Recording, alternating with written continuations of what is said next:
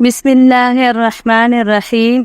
پیارے ناظرین، آج کی ویڈیو میں ہم آپ کو فرعون اور اس کے لشکر کے ڈوبنے کا واقعہ بتائیں گے کہ کس طرح فرعون اور اس کے لشکر نے حضرت موسیٰ اور بنی اسرائیل کا پیچھا کیا۔ تو اللہ پاک نے حضرت موسیٰ علیہ السلام اور اس کی قوم بنی اسرائیل کی مدد کس طرح کی۔ اللہ پاک نے حضرت موسیٰ علیہ السلام اور اس کی قوم بنی اسرائیل کو کیسے راستہ پار کروایا، اور فرعون جب ڈوبنے لگا تو اس نے اللہ پاک سے توبہ کی تو اس کی توبہ قبول کیوں نہیں ہوئی۔ یہ مکمل واقعہ جاننے کے لیے ویڈیو اینڈ تک ضرور دیکھیں۔ اگر آپ ہمارے چینل پر نئے ہیں تو ہمارے چینل کو سبسکرائب ضرور کریں، بیل آئیکن کے بٹن کو ضرور پریس کریں تاکہ اسلامی قصے، تاریخی دلچسپ قصے آپ کو ملتے رہیں۔ یہ قصے مکمل تحقیق شدہ ہیں۔ پیارے ناظرین، بنی اسرائیل جب اپنے نبی کے ساتھ 6 لاکھ کی تعداد میں جو بال بچوں کے علاوہ تھی مصر سے نکل کھڑے ہوئے، فرعون کو جب یہ خبر پہنچی تو اس نے بڑا ہی تاؤ کھایا اور زبردست لشکر جمع کر کے اپنے تمام لوگوں کو لے کر ان کے پیچھے لگا۔ اس نے تمام لاؤ لشکر کو، تمام سرداروں، فوجوں، رشتے کنبے کے تمام لوگوں اور کل ارکان سلطنت کو اپنے ساتھ لے لیا۔ پورے ملک میں کسی صاحب حیثیت شخص کو باقی نہیں چھوڑا۔ بنی اسرائیل جس راہ گئے تھے اسی راہ پہ یہ بھی بہت تیزی سے جا رہا تھا۔ ٹھیک سورج چڑھے اس نے انہیں اور انہوں نے اسے دیکھ لیا۔ بنی اسرائیل گھبرا گئے اور موسیٰ علیہ السلام سے کہنے لگے، لو اب پکڑ لیے گئے، کیونکہ سامنے دریا تھا اور پیچھے لشکر فرعون۔ نہ آگے بڑھ سکتے تھے نہ پیچھے ہٹ سکتے تھے۔ آگے بڑھتے تو ڈوب جاتے، پیچھے ہٹتے تو قتل ہوتے۔ موسیٰ علیہ السلام نے انہیں تسلی دی اور فرمایا، میں اللہ کے بتائے ہوئے راستے سے تمہیں لے جا رہا ہوں۔ میرا رب میرے ساتھ ہے، وہ مجھے کوئی نہ کوئی نجات کی راہ بتلا دے گا۔ تم بے فکر رہو، وہ سختی کو آسانی سے، تنگی کو فراخی سے بدلنے پر قادر ہے۔ اسی وقت وحی ربانی آئی کہ اپنی لکڑی دریا پر مار دے۔ حضرت موسیٰ علیہ السلام نے یہی کیا۔ اسی وقت پانی پھٹ گیا، راستے دے دیے، پہاڑوں کی طرح پانی کھڑا ہو گیا۔ ان کے 12 قبیلے تھے، 12 راستے دریا میں بنا دیے۔ تیز اور سوکھی ہوائیں چل پڑی جس نے راستے خشک کر دیے۔ اب نہ تو فرعونیوں کے ہاتھوں میں گرفتار ہونے کا کھٹکا رہا، نہ پانی میں ڈوب جانے کا۔ ساتھ ہی قدرت نے پانی کی دیواروں میں طاق اور سوراخ بنا دیے تاکہ ہر قبیلہ دوسرے قبیلے کو دیکھ سکے، تاکہ دل میں یہ خدشہ بھی نہ رہے کہیں وہ ڈوب نہ گیا ہو۔ بنی اسرائیل ان راستوں سے جانے لگے اور دریا پار اتر گئے۔ انہیں پار ہوتے ہوئے فرعونی دیکھ رہے تھے۔ جب یہ سب کے سب اس کنارے پہنچ گئے، اب لشکر فرعون بڑھا اور سب کے سب دریا میں اتر گئے۔ ان کی تعداد کا اندازہ اس سے ہو سکتا ہے کہ ان کے پاس 1 لاکھ گھوڑے تو صرف سیاہ رنگ کے تھے، جو باقی رنگ کے تھے ان کی تعداد بہت تھی۔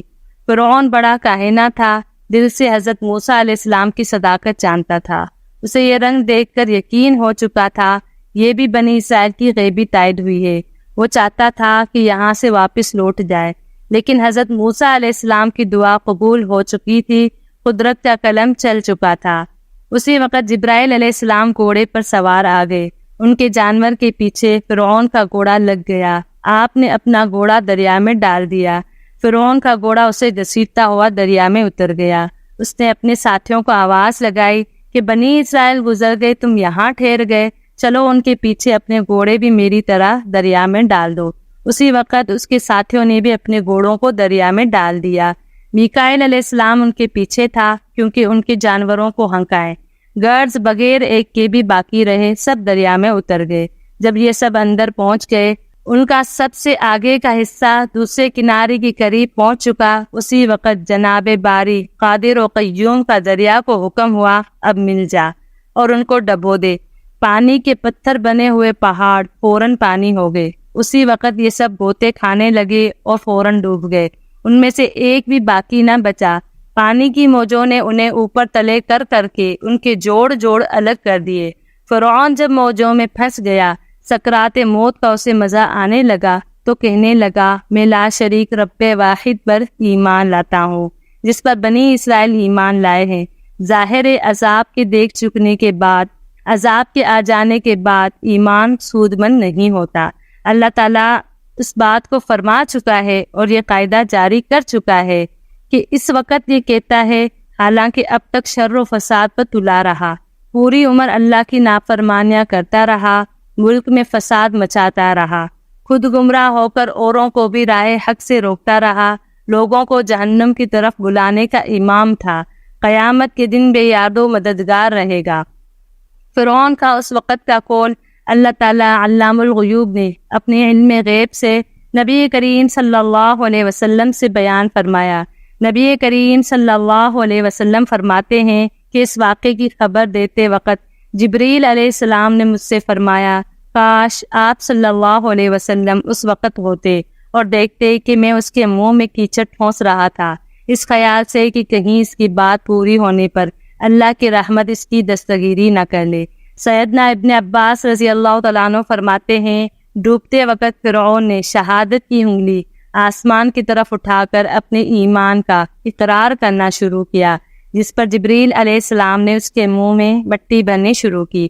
اس فرعون کثیر بن زادان ملعون کا منہ جبریل علیہ السلام اس وقت بند کر رہے تھے اور اس کے منہ پر کیچڑ ٹھونس رہے تھے۔ کہتے ہیں کہ بعض بنی اسرائیل کو فرعون کی موت میں شک پیدا ہو گیا، اس لیے اللہ تعالیٰ نے دریا کو حکم دیا کہ اس کی لاش بلند ٹیلے پر خشکی میں ڈال دے تاکہ یہ اپنی آنکھوں سے دیکھ لیں، ان کا معائنہ کر لیں۔ چنانچہ اس کا جسم اور اس کے لباس کے ساتھ خشکی پر ڈال دیا گیا تاکہ بنی اسرائیل کو معلوم ہو جائے، ان کے لیے نشانی اور عبرت بن جائے، وہ جان لیں کہ غضب الہی کو کوئی چیز دفع نہیں کر سکتی۔ باوجود ان کھلے واقعات کے بھی اکثر لوگ ہماری آیتوں سے غفلت برتتے ہیں، کچھ نصیحت حاصل نہیں کرتے۔ ان فرعونیوں کا غرق ہونا، موسیٰ علیہ السلام کا مسلمانوں کے ساتھ نجات پانا عاشورے کے دن ہوا تھا۔ چنانچہ بخاری شریف میں ہے، جب نبی کریم صلی اللہ علیہ وسلم مدینے میں آئے تو یہودیوں کو اس دن کا روزہ رکھتے ہوئے دیکھا۔ وہ کہتے تھے کہ اسی دن حضرت موسیٰ علیہ السلام فرعون پر غالب آئے تھے۔ آپ صلی اللہ علیہ وسلم نے صحابہ کرام رضوان اللہ علیہم اجمعین سے فرمایا کہ تم تو موسیٰ علیہ السلام کے بنسبت ان کے زیادہ حقدار ہو، تم بھی اس عاشورے کے دن کا روزہ رکھو۔ اپنی طاقت، دولت اور عہدے کی وجہ سے خود کو دوسروں سے بڑا سمجھنا، دوسرے لوگوں کو خود سے کمتر اور حقیر سمجھنا یا خود کو خدا سمجھنا، وہ اپنی طاقت اور دولت سے کچھ بھی کر سکتے ہیں اور کوئی ان کا کچھ نہیں بگاڑ سکتا، غرور کہلاتا ہے۔ یا آپ اس بات کو اس طرح بھی بیان کر سکتے ہیں کہ غرور ایک ایسی انسانی حالت کا نام ہے جس میں انسان خود کو دوسروں سے فوقیت اور فضیلت دیتا ہے۔ اللہ تعالیٰ سب سے زیادہ غرور اور تکبر کو ناپسند فرماتا ہے۔ غرور کا گناہ سب سے پہلے شیطان نے کیا۔ جب حضرت آدم علیہ السلام کو، تمام فرشتوں کو اور شیطان کو اللہ تعالیٰ نے سجدہ کرنے کا حکم دیا تو شیطان نے یہ کہہ کر سجدہ کرنے سے انکار کر دیا کہ حضرت آدم علیہ السلام کو مٹی سے بنایا گیا ہے، میں آگ سے بنا ہوں۔ تو اللہ تعالیٰ نے شیطان کے اس غرور کو سخت ناپسند فرمایا، شیطان کو قیامت تک مہلت دے کر اپنی بارگاہ سے نکال دیا۔ اس دنیا میں لوگ اپنی طاقت، دولت اور عہدے کے نشے میں اپنے اندر اس قدر غرور اور تکبر پیدا کر لیتے ہیں کہ خود کو خدا سمجھنے لگتے ہیں۔ دنیا میں اس کی مثالیں نمرود، شداد اور فرعون کی ہیں، جو اپنی دولت اور طاقت کی وجہ سے اس قدر غرور میں مبتلا ہو گئے کہ خود کو خدا کہلوانے لگے، اور وہ لوگوں پر اپنے غرور کی وجہ سے ظلم کے پہاڑ توڑتے تھے، لیکن اللہ نے ان کے نام و نشان بھی دنیا سے مٹا دیے اور انہیں دنیا کے لوگوں کے لیے عبرت بنا دیا۔ بڑائی صرف اللہ کے لیے ہے۔ اللہ تعالیٰ اپنے بندوں میں عاجزی کو پسند فرماتا ہے، وہ انسان میں غرور جیسے کبیرہ گناہ کی بالکل اجازت نہیں دیتا۔ لیکن لوگ ایسے بھی ہیں جو ذرا سی دولت، طاقت اور عہدہ حاصل کرتے ہیں تو ان میں غرور جیسا کبیرہ گناہ پیدا ہو جاتا ہے اور وہ دوسرے لوگوں کو کمتر اور اپنے سے حقیر سمجھنا شروع کر دیتے ہیں، عاجزی چھوڑ دیتے ہیں۔ ان کے لہجے، چال ڈال، رہن سہن میں غرور نمایاں نظر آنا شروع ہو جاتا ہے۔ وہ اپنی طاقت، دولت اور عہدے کو استعمال کرتے ہوئے کمزوروں کو ظلم و ستم کا نشانہ بناتے ہیں۔ اللہ پاک سے دعا ہے کہ اللہ پاک ہم سب کو غرور جیسی بیماری سے محفوظ فرمائے۔ آمین ثم آمین یا رب العالمین۔